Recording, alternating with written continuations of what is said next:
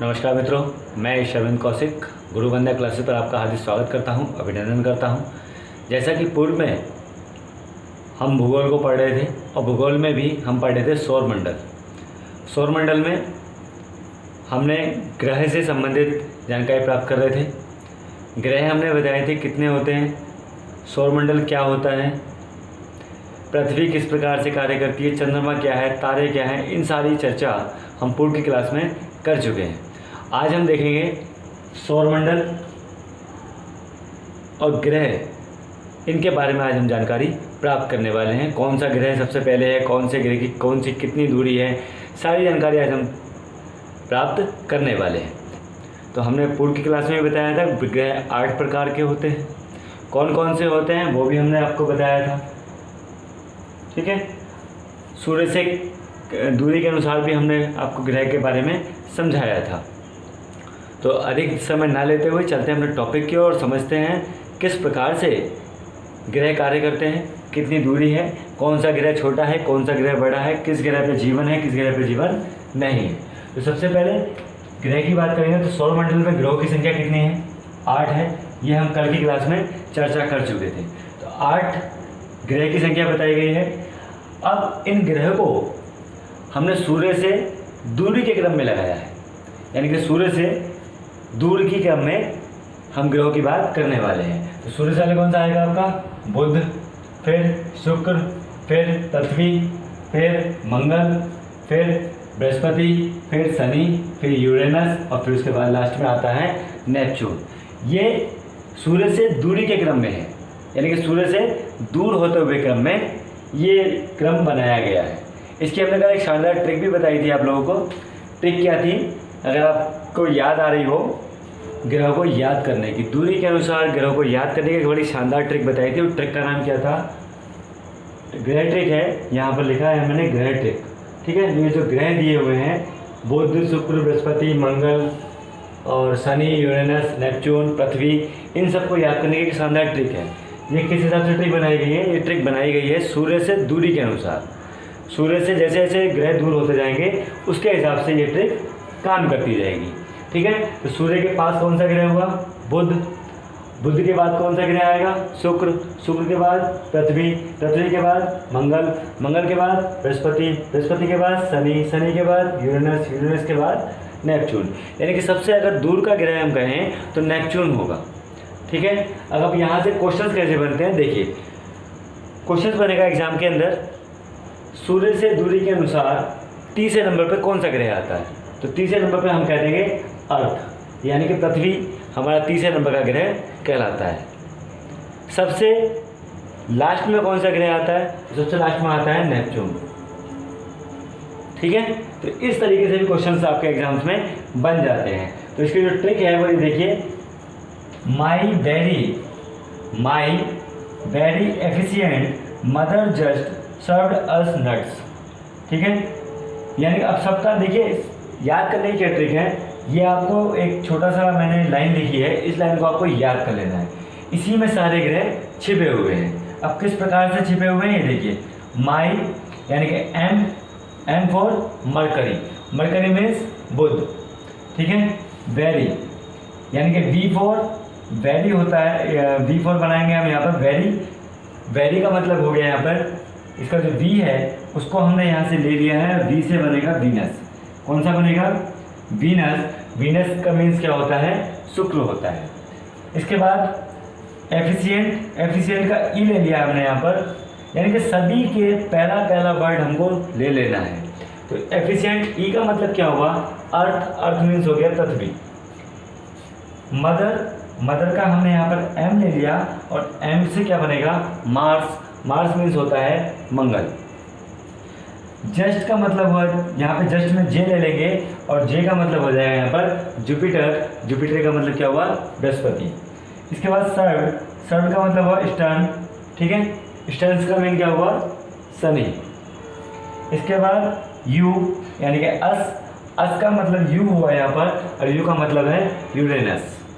इसी प्रकार से नट्स, नट या इसका यहाँ पे एन ले लिया हमने और एन का मतलब क्या हुआ, नेपच्यून। अब आप कभी भी इसको नहीं भूलने वाले हैं। अब अगर हम इसका सबका एक एक वर्ड उठा लें तो क्या बन जाएगा, देखिए एम यहाँ से हमने लिया, M V E M J S U और एन। आप इसको इस तरीके से भी याद कर सकते हैं। देखिए कैसे याद करेंगे, M V E M J S, या फिर यहाँ पे इसको 4-5 वर्ड इसको अलग कर लीजिए, ठीक है, इन 5 वर्ड को अलग कर लीजिए और इसको सन याद कर लीजिए। सन मीन्स क्या होता है, सूरज। हम इसको 2 भागों में भी बात कर सकते हैं या फिर इसको याद कर सकते हैं। कैसे याद हो जाएगा, M V E M J और sun, M V E M J और सन। आप 2-4 बार इसको रिपीटेशन करेंगे तो आपको बहुत आसानी के साथ याद हो जाएगा। M V E M J और sun, M V E M J sun, M V E M J sun, M V E M J sun. ठीक है, अब आपको क्या हो गया होगा, ये याद हो गया होगा। ये है किस तरीके से, सूर्य से दूरी के आधार पर, सूर्य से दूरी के आधार पर। अब इसको जानने से पूर्व हम, इससे पहले कि ग्रहों की चर्चा करें, ग्रहों को जानने से पूर्व हम जान लेते हैं ज्योग्राफी का अर्थ क्या है। ज्योग्राफी कहते किसे हैं? देखिए, ज्योग्राफी एक अंग्रेजी भाषा का शब्द है। कैसा शब्द है? अंग्रेजी भाषा का शब्द है। और ये किस भाषा से लिया गया है? यह लिया गया है ग्रीक भाषा से। कौन सी भाषा से लिया गया है? ग्रीक भाषा से लिया गया है। यह 2 शब्दों से मिलकर बना है। अब आपसे पूछ रहे कि ज्योग्राफी कितने शब्दों से मिलकर बना है, तो ये 2 शब्दों से मिलकर बना है। इसमें पहला जो शब्द है जीई, पहला शब्द क्या है? जीई है, ठीक है, जिसका अर्थ क्या है? पृथ्वी। जीई का अर्थ क्या हुआ? पृथ्वी। अब दूसरा अर्थ है ग्राफिक, ठीक है, ज्योग्राफी है तो दूसरा अर्थ क्या है? ग्राफी। अब ग्राफी का अर्थ क्या है? लिखना। ग्राफी का मतलब क्या हुआ? लिखना। अर्थात इसका अगर शाब्दिक अर्थ की बात करें तो इसका अर्थ हुआ पृथ्वी का विवरण। क्या हो गया इसका अर्थ? पृथ्वी का विवरण। यानी कि ज्योग्राफी का मतलब क्या हुआ? पृथ्वी का विवरण। अब पृथ्वी का विवरण किस प्रकार से हम कर सकते हैं? पृथ्वी के अंतर्गत जो भी हम चीज़ों को देखते हैं, समझते हैं, उसी का जो सार है वो किसके अंतर्गत मिलता है? ज्योग्राफी के अंतर्गत मिलता है। जैसे तारे हो गए, चंद्रमा हो गए, ग्रह हो गए, ये सब क्या है? ज्योग्राफी के अंतर्गत ही आते हैं। इसकी जानकारी किस में मिलती है? केवल और केवल ज्योग्राफी के अंतर्गत इसकी जानकारी मिलती है। अब बात करते हैं, ज्योग्राफी में 2-3 वर्ड्स और हैं, ठीक है, ज्योग्राफी में 2-3 वर्ड्स क्या हैं? और हैं, जैसे जूलॉजी। जियो तो यहाँ पे हो गया और लॉजी यहाँ लिख दिया हमने। तो जूलॉजी का मतलब क्या होता है? यानी कि जूलॉजी का मीन्स क्या होता है? जूलॉजी का मीन्स होता है पृथ्वी का अध्ययन करना। जहाँ हम रहते हैं, जिस ग्रह पर हम रहते हैं, उसका अध्ययन करना ही क्या कहलाता है? जूलॉजी कहलाता है। ठीक है, अब जूलॉजी में ही ज्योमेट्री कर दिया हमने। इसमें क्या जोड़ दिया? जियो में ही मैट्री जोड़ दिया। अब जब जियोमेट्री कर लेंगे तो जियोमेट्री का मतलब क्या हुआ? पृथ्वी का मापन। जिस पृथ्वी पर हम रहते हैं उसको किस प्रकार से मापा जाए, वो कौन सा स्केल है जिसके द्वारा हम पृथ्वी को माप सकते हैं, या उसमें जो भी चीज़ें हैं उनका हम मापन किस प्रकार से करें, उसको बोलते हैं जियोमेट्री। ठीक है, अब बात करते हैं, एक और वर्ड है जियोइड। जियोइड का मतलब क्या है? जियोइड का मीन्स क्या है? पृथ्वी के आकार के अनुरूप। इसका मीन्स क्या हुआ? पृथ्वी के आकार के अनुरूप। किसका मतलब है? जियोइड का मतलब है। जियोइड का मतलब हुआ पृथ्वी के आकार के अनुरूप, कि यानी कि जहाँ हम रहते हैं वो उस आकार के अनुरूप है या नहीं है। ठीक है, तो इसके बारे में हम अध्ययन कर लिया है कि ज्योमेट्री का मतलब क्या होता है। ज्योमेट्री का मतलब होता है पृथ्वी का मापन। जियोइड का मतलब होता है पृथ्वी के आकार के अनुरूप होना।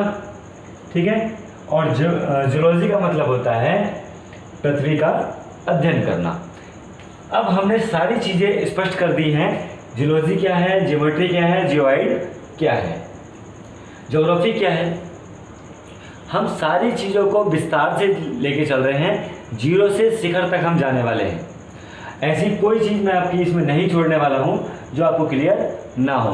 अब चलते हैं सूर्य से जो दूरी है ग्रहों की उसकी ओर और समझते हैं एक चित्र के माध्यम से। ठीक है, इसमें हम देखेंगे चित्र किस प्रकार से चित्र बने हुए हैं, किस प्रकार से वो कार्य कर रहा है।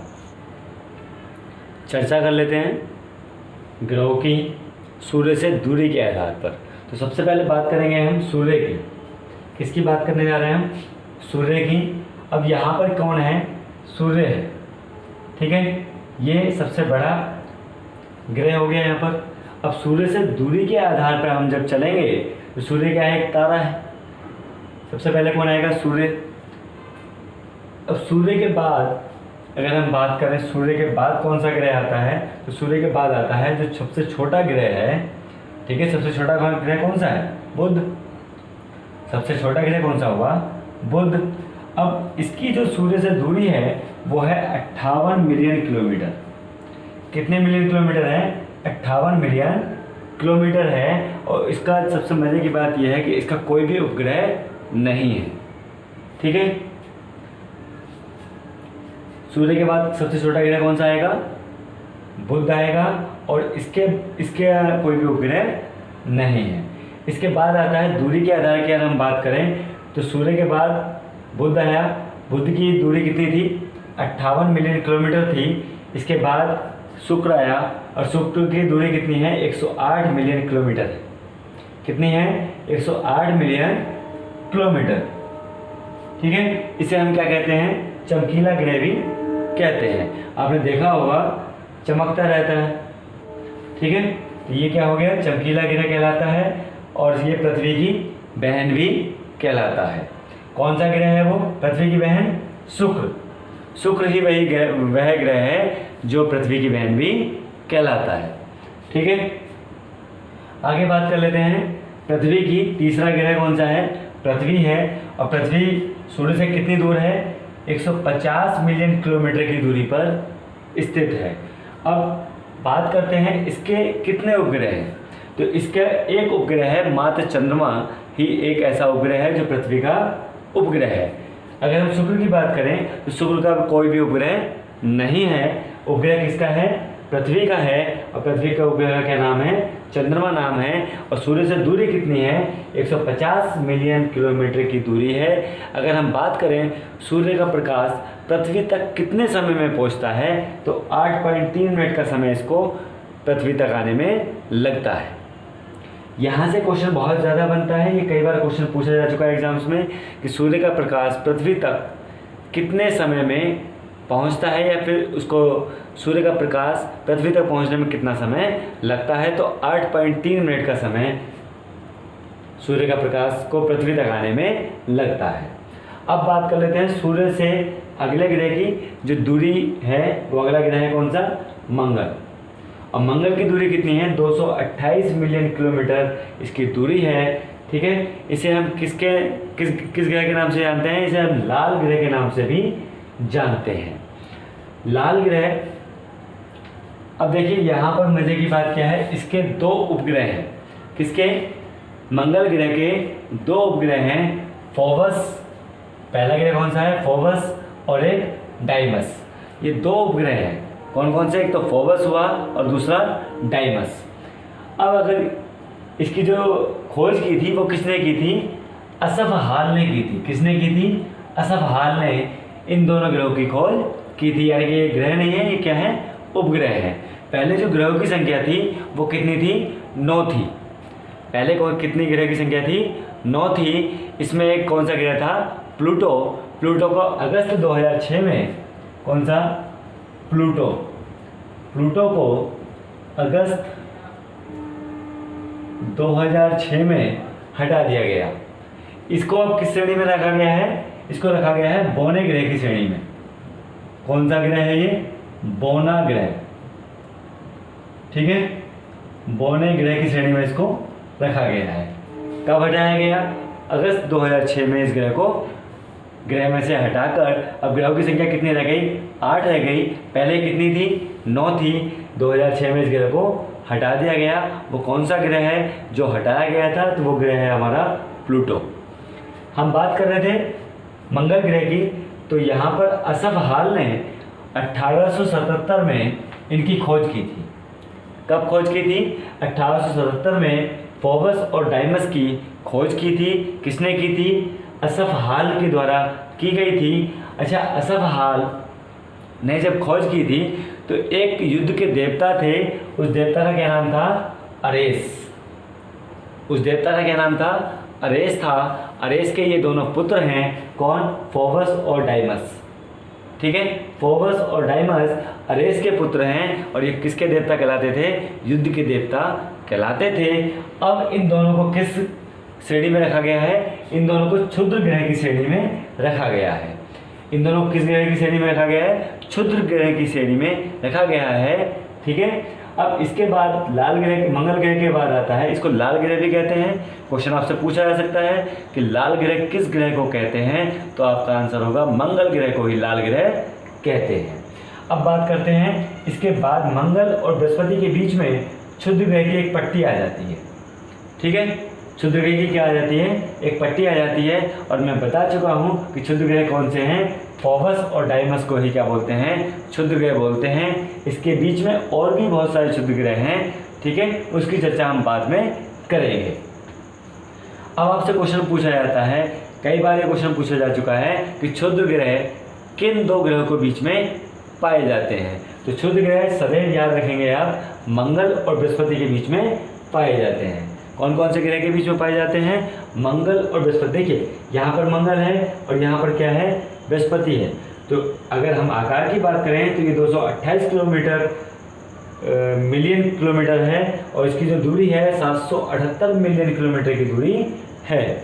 ठीक है, तो बृहस्पति इससे बड़ा ग्रह है। और बृहस्पति में जो बृहस्पति का नाम रखा गया था वो किसके नाम पर रखा गया था? रोमन के जो देवता थे, रोमन सभ्यता के जो देवता थे, उनका नाम था जुपिटर। ठीक है, जुपिटर के नाम पर ही इसका नाम रखा गया था, जुपिटर। ठीक है, बृहस्पति देव का जो नाम रखा गया है, बृहस्पति ग्रह का जो नाम रखा गया है, वो किसके नाम पर रखा गया है? रोमन सभ्यता के देवता के नाम पर ही इसका नाम जुपिटर रखा गया है। अगर इसकी दूरी की बात कर लें तो इसकी दूरी कितनी है? 778 मिलियन किलोमीटर इसकी दूरी है। और इसमें अगर उपग्रह की बात कर लें तो उपग्रह है 79 इसके अंतर्गत उपग्रह पाए जाते हैं। ठीक है, इतनी बात आपको समझ में आ गई होगी। अब बात कर लेते हैं शनि की। किसकी बात करेंगे हम? शनि की बात करने जा रहे हैं। ये पृथ्वी से लगभग 9 गुना बड़ा है। कितना? 9 गुना बड़ा। इसकी जो दूरी है, सूर्य से दूरी कितनी है? 1427 मिलियन किलोमीटर की दूरी इसकी है। ये कितना बड़ा है? 1427 मिलियन किलोमीटर की दूरी है। किससे है? सूर्य से है। और ये पृथ्वी से लगभग 9 गुना बड़ा है। अब बात कर लेते हैं, अगला ग्रह आता है आपका यूरेनस।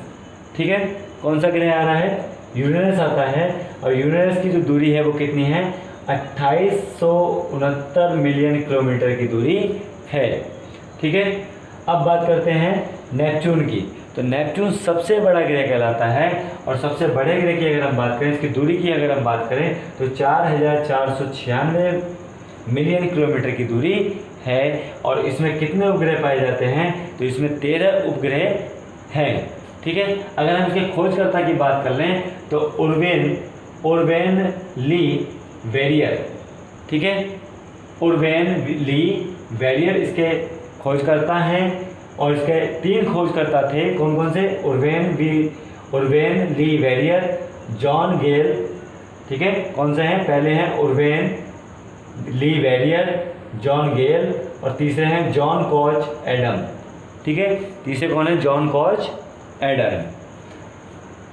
अगर हम बात करें इसकी खोज कब की गई तो 23 सितंबर 1846 को इसकी खोज की गई है।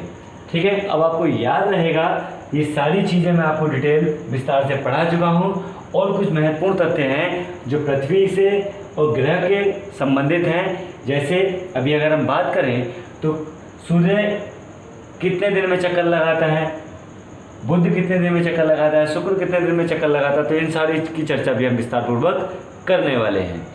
यदि अभी तक आपने मेरा चैनल सब्सक्राइब नहीं किया है तो चैनल को सब्सक्राइब कर लेना और बेल नोटिफिकेशन को जरूर दबा लें, जिससे मेरे नोटिफिकेशन आप तक जल्द से जल्द पहुंच सके। अब चर्चा करते हैं किसकी, ये कौन सा ग्रह कितने दिन में एक चक्कर पूरा करता है, और विशेष तथ्य और भी इसमें होंगे जिसकी हम चर्चा करने वाले हैं। आगे बात कर लेते हैं कि किस ग्रह को कितना समय लगता है, यानी कि अपने जो परिक्रमा करता है या परिक्रमण करता है सूर्य के चारों ओर कितने समय लगता है। सूर्य के चारों ओर जब परिक्रमण करेगा, कोई भी ग्रह परिक्रमण करता है तो उसको कितना समय लगता है, और अपने अक्ष पर जब घूमता है तो उसको कितना समय लगता है। सबसे पहले बात कर लेते हैं हम बुध ग्रह की। किसकी बात करने जा रहे हैं हम, सबसे पहले बुध ग्रह की बात करने जा रहे हैं। सूर्य के चारों ओर परिक्रमण करने में लगभग इसको 88 दिन का समय लगता है।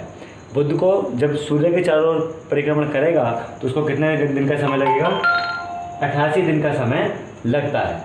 और जब ये अपने अक्ष पर घूमता है तो अपने अक्ष पर घूमने में इसको लगभग 59 दिन का समय लगता है। इसी प्रकार से शुक्र ग्रह की बात करेंगे, जब ये सूर्य के चारों ओर परिक्रमण करता है तो इसको 255 दिन का समय लगता है, और जब अपने अक्ष पर घूमता है तो 243 दिन का समय लगता है।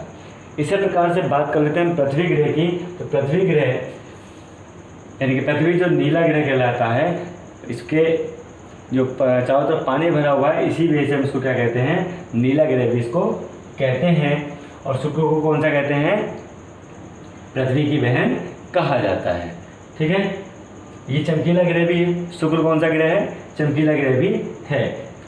पृथ्वी सूर्य के चारों ओर परिक्रमण करता है, ठीक है, और इसको लगभग 365 दिन का समय लगता है। पृथ्वी अपने अक्ष पर अगर बात करें, जब अपने अक्ष पर घूमेगी तो 1 दिन का समय इसको लगता है। ठीक है, यानी कि 365 दिन जब हमारे पूरे हो जाते हैं तो कितना साल हो जाता है, 1 साल हम उसको मानते हैं। मंगल की बात करते हैं। मंगल को लाल ग्रह कहते हैं। सूर्य के चारों ओर परिक्रमण लगभग 687 दिन का इसको समय लग जाता है। ठीक है, जब ये अपने अक्ष पर घूमती है तो इसको लगभग कितना समय लगता है, 1 दिन का समय लगता है। बृहस्पति रोमन सभ्यता के जुपिटर जो देवता थे वहाँ के, उसी के नाम पर इसका नाम क्या रखा गया है, जुपिटर रखा गया है। इसका नाम क्या है, बृहस्पति ग्रह है। अब महत्वपूर्ण तथ्य क्या है, महत्वपूर्ण तथ्य समझ लीजिए। ये जो हमने 4 ऊपर के ग्रह पढ़ाए हैं, कौन कौन से, बुध, शुक्र, पृथ्वी और मंगल, ये 4 ग्रह ऐसे हैं। अब देखिए यहाँ पर एक बात हमने तथ्य नोट किया था, इसको आप समझ लीजिए। यह सभी ग्रह आंतरिक ग्रह कहलाते हैं। अब इन चारों ग्रह को हम आंतरिक ग्रह क्यों कहते हैं, क्योंकि ये सूर्य के क्या है, नज़दीक हैं, बहुत ज़्यादा नज़दीक होने के कारण ही इनको कौन सा ग्रह कहा जाता है, आंतरिक ग्रह कहा जाता है। और ये सभी ग्रह किसके बने हुए हैं, चट्टानों से बने हुए हैं। ये सभी ग्रह किस चीज़ से बने हुए हैं, चट्टानों से बने हुए हैं। अब आपको याद रहेगा कि सबसे छोटे ग्रह कौन से हैं, ये 4 ही वो ग्रह हैं जो छोटे ग्रह हैं, बुध, शुक्र, पृथ्वी और मंगल। ठीक है, बुध, शुक्र, पृथ्वी और मंगल। बुध, शुक्र, पृथ्वी, मंगल, बुध, शुक्र, पृथ्वी, मंगल, बुध, शुक्र, पृथ्वी, मंगल। इस तरीके से अगर आप जल्दी जल्दी इसको रिपीटेशन में डालेंगे, रिपीटेड करेंगे, तो आपको क्या होगा, ये याद हो जाएगा। अब बात कर लेते हैं बाह्य ग्रह की। कौन से, ये भी हमें 4 ग्रह कौन से पढ़े थे, आंतरिक ग्रह पढ़े थे, यानी कि अंदर के ग्रह पढ़े थे। अब हम पढ़ने वाले हैं बाह्य ग्रह, यानी कि दूरी, ये तो थे पास में। अब जैसे जैसे दूरी बढ़ती गई तो ये ग्रह कौन से कहलाते गए, बाह्य ग्रह कहलाते गए। और ये बाह्य ग्रह हमारे 4 हैं, बृहस्पति, शनि, यूरेनस और नेपच्यून। ये ही वो हमारे 4 ग्रह हैं जो बाह्य ग्रह कहलाते हैं। अब देखिए, बृहस्पति सूर्य के चारों ओर परिक्रमण करता है 11 साल और 11 माह में। 11 साल 11 महीने का समय इसको लगता है। लगभग 12 साल का समय सूर्य के एक परिक्रमा करने में लग जाता है। ठीक है, और अपने अक्ष की अगर हम बात करें, ये जब बृहस्पति अपने अक्ष पर घूमता है तो कितना समय लगता है, 9 घंटे 56 मिनट का समय लगता है। ठीक है, अब बात कर लेते हैं शनि की। तो सूर्य के चारों ओर परिक्रमा करने में 29 साल और 5 महीने का समय इसको लगता है। और जब ये अपने अक्ष पर घूमता है तो इसको कितना समय लगता है, 10 घंटे और 40 मिनट का समय लगता है। ठीक है, यूरेनस की बात करते हैं। सूर्य के चारों ओर जब परिक्रमण करता है तो लगभग 84 साल का समय इसको लग जाता है। अब बात करते हैं जब ये अपने अक्ष पर घूमेगा तो 17 घंटे और 14 मिनट का समय इसको लगता है।